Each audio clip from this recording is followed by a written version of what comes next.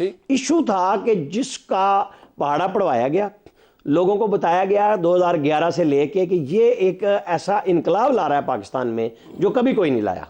तो ये चीजें अगर वो थोड़ी सी भी ठीक कर देते, ये तो दूर दूर तक ना होते, ये बुजदार और महमूद ना मिलते। पंजाब के अंदर अगर एडमिनिस्ट्रेटर, चीफ मिनिस्टर अच्छे आ जाते, कम से कम इमरान खान साहब की अपनी नाअहलियां वो दूर कर देते। आपके नजदीक ये बैरिस्टर गौहर खान साहब की चॉइस ये आउट ऑफ कंपल्शन है? जो खबर आ रही है कि पहली पिक जो थे वो हामिद खान साहब थे, उन्होंने मना किया इसलिए गौहर खान साहब को किया। दूसरा फैक्टर ये बताया जाता है कि वो वकील हैं इसलिए किया। और तीसरा फैक्टर ये कहा जाता है कि शायद एक दफ़ा फिर साबिक खातून अव्वल उनकी रिकमेंडेशन पे गौहर खान साहब को बनाया गया है।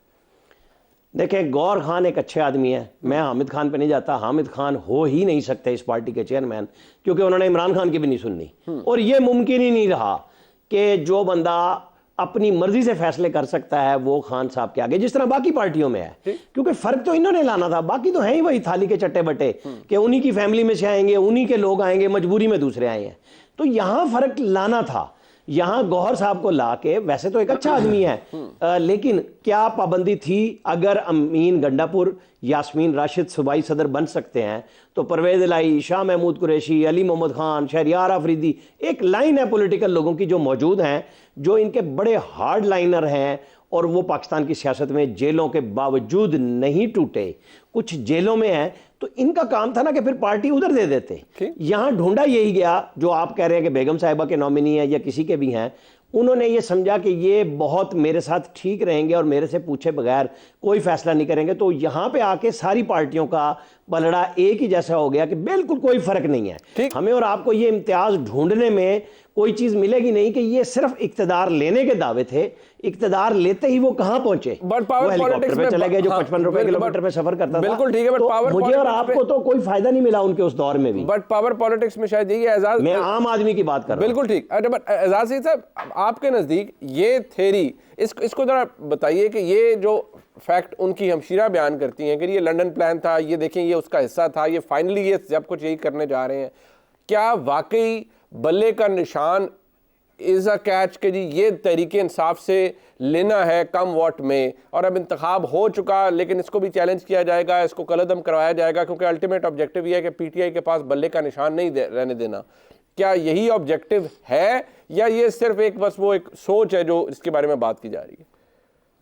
मुनीब भाई, मेरे ख्याल में लीगली तो बल्ले का निशान पाकिस्तान तहरीक इंसाफ से लिया नहीं जा सकता। बिल्कुल। और मैं आपको इलेक्शन कमीशन के हवाले से बात बता दूं कि इलेक्शन कमीशन जिसके ऊपर खुद इमरान खान साहब बड़ी तनकीद करते रहे और उनकी पूरी ट्रोल ब्रिगेड उन पर तनकीद करती रही, मैं चीफ इलेक्शन कमिश्नर और उनके चंद साथियों के हवाले से आपको जिम्मेदारी से ये बात बता रहा हूँ कि वो इस हक में नहीं है कि पीटीआई से जो बल्ले का निशान है वो छीना जाए। क्योंकि जो मुझे पता चली हैं बातें वो तो ये हैं कि वो कहते हैं कि इसका कोई कानून ही मौजूद नहीं है, तो लिहाजा ये बात ज़हन से निकाल दें। एट द सेम टाइम अगर कोई कानूनी जवाब लेके आता है और गॉड फॉरबिड पीटीआई से बल्ले का निशान ले लिया जाता है तो मेरे ख्याल में इलेक्शन की कोई क्रेडिबिलिटी नहीं रहेगी।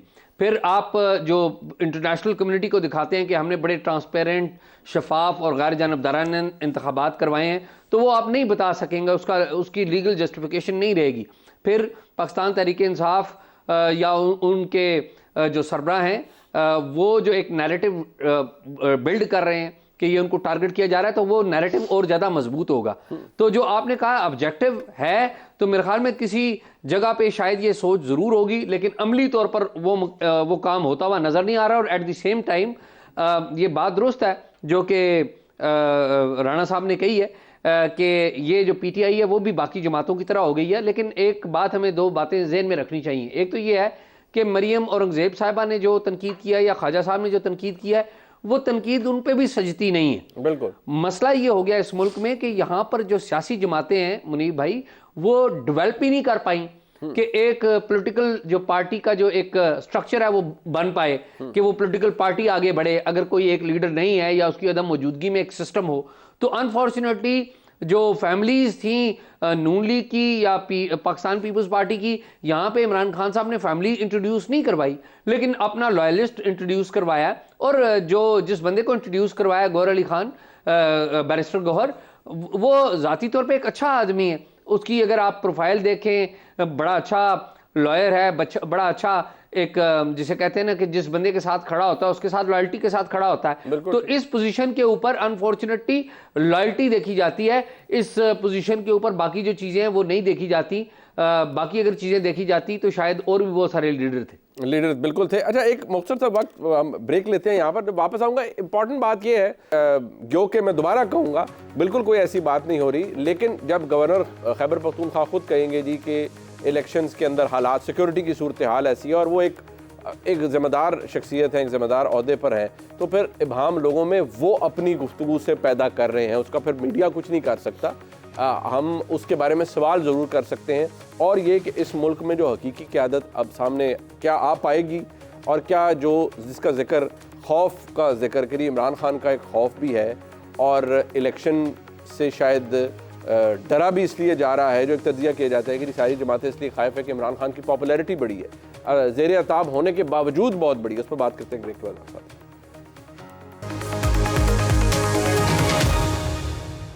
अच्छा, फिर आपको खुशामदीद कहते हैं। काजी साहब, ये बताइएगा, इमरान खान ज़ेर अताब है, साइफर केस बढ़ रहा है, चल रहा है, सब मामलात हैं, एक मुकदमे में वो ऑलरेडी कन्विक्टेड है, उसकी वजह से डिस्क्वालिफिकेशन भी है, बट क्या जितनी भी जो जमातें इंतखाबात में जा रही हैं माइनस पीटीआई, मतलब पीटीआई के अगर साइड पे हम करें, तो क्या इमरान खान का खौफ है जिसकी वजह से एक माहौल है कि इमरान खान की जमात को वो मौके नहीं मिलने चाहिए इलेक्शन के अंदर जो कि बाकी जमातों के पास हो?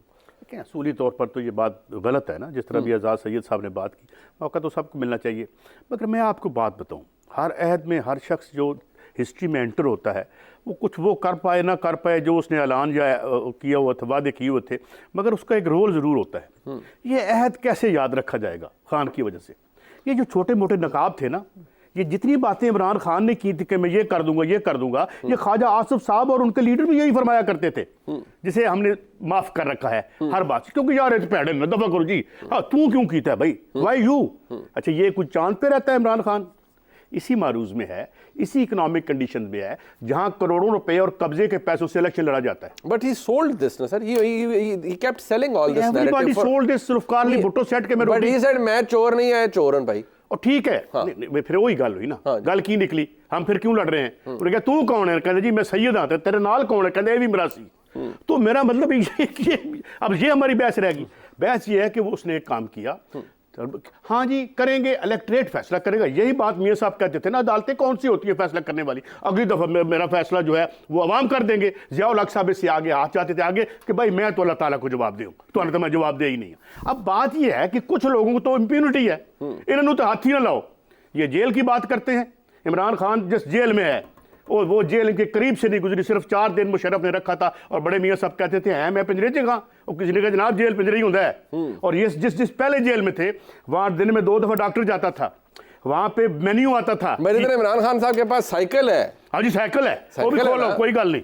बात यह है, मैं किसी की साइड नहीं लेना चाहता, सवाल ये है रोटी ते इंतजार इतराज हो रहे थे, 12 लाख की साइकिल है, अपने पैसे तो ले गए पर साइकिल तो देती है। चलो साइकिल देती, मैं ये कहता हूँ कि यहाँ वहां से तो मेन्यू आता था, डेंटिस्ट जा रहा है, डॉक्टर जा रहा है, मुसीबत पे ही होती थी। खान साहब को भी कहते हैं डॉक्टर मौजूद है वहाँ पे, वही जेल में जो होते हैं आमतौर पर डॉक्टर होते हैं, अल्लाह ताला कहीं। नहीं सही साहब, उनको देसी घी के खाने दिए जाते हैं, देसी घी की मुर्गियां दी जाती हैं। मैं कहना सर खोलो, उनको जिम की फैसिलिटी है, मेरी तरफ खोलो। और मेरी बात सुनो, आखिरी दफा पता नहीं मैं तो उसी बटन को तो खाता है गिनने में। और मैं कहना जनाब मेरा प्रॉब्लम ये है कि देखें, मेरा एक प्रॉब्लम पता है यही कह के किसी को नहीं मानता और सारी एक की फेवर दे देते हैं हमारे भाई। हम तो पार्टी लेस लोग हो गए ना, हम जो लेफ्ट के पुराने लोग हैं, साड़ी तो पार्टी कोई नहीं, और साड़ियां पार्टियां तो एवं बेचारे चंदे मंगते फिरते हैं इधर उधर। बात यह है कि आपने ले डाउन किए कुछ प्रिंसिपल्स जी। यहां पे आपका जब एक जज कहता है ओए जाकर बार पर प्रेस कॉन्फ्रेंस कर आजादी लेनी हो, तो मैं नहीं दे सकता, क्या आप रख तुम्हारे पल्ले क्या रहने दिया इसने इमरान खान ने? या इमरान खान की जो एक थोड़ी बहुत जो उसका करिश्मा था कि क्रिकेट का और कोई थोड़ा ये जो भी कहानी थी, उसके बाद जिस तरीके से उसने कपड़े उतारे हैं इस सारे निजाम के, यही कंट्रीब्यूशन है उसका। पाकिस्तान के अवाम यही देख रहे को ऐ लोग सन यार देखें उन पर ओए इसको बाहर निकालो। ये कभी किसी मुल्क में हुआ है कि जनाब इन्हों पहले इलेक्शन जो बाहर करो फिर मैं इलेक्शन लड़ांगा? हुआ यू यार नहीं, बट ये इमरान खान साहब ने भी तो यही किया है ना, और फारिग कराया मियां नवाज शरीफ को, उसके बेनिफिशियरी सबसे ज्यादा इमरान खान खुद बने। सर जी किसने इमरान खान की औकात क्या थी इसको फारिग करवाने की? मतलब तो इमरान खुद खान जब ने आपकी करना बस सजना निकलवाया सी शरीफ ना। साहब जब खुद कहते हैं कि मुझे बाजवा ने निकाला, मुझे 5 जजों ने निकाला, तो बाजवा साहब लाए किसको? इमरान खान को। फैज हमीद ये कहते थे ना, हाँ जी। फैज हमीद, ओ भाई मुझे नौकरी अगर अलीम खान साहब ने दे दी है जी। तो उन्होंने नहीं लेना सी ना, मैंने और किने लेना सी। अब मेरा क्या कसूर है उसमें? उन्होंने मुझे नहीं गल है पर बहुत बात आपसे मेरी जरा तो गलती है ना, ਤੁਸੀਂ ਇੰਨੇ ਨੰਨੇ ਕਾਕੇ ਤੇ ਨਹੀਂ ਹੋਣਾ ਕਿ ਤੁਹਾਨੂੰ ਕੋਈ ਭੈੜਾ ਕੰਮ ਕਰਨ ਵਾਸਤੇ ਕਹੇਗਾ ਤੁਸੀਂ ਕਰੋ ਬਿਲਕੁਲ ਠੀਕ है। ਇਹ ਗੱਲ ਨਹੀਂ हो सकती ना। इधर तो ऐसे चौक की जॉब कोई नहीं छोड़ता। अच्छा तो खान ने क्या मेरे अगले वजीर आजम बनाने तो मैं भी आ रहा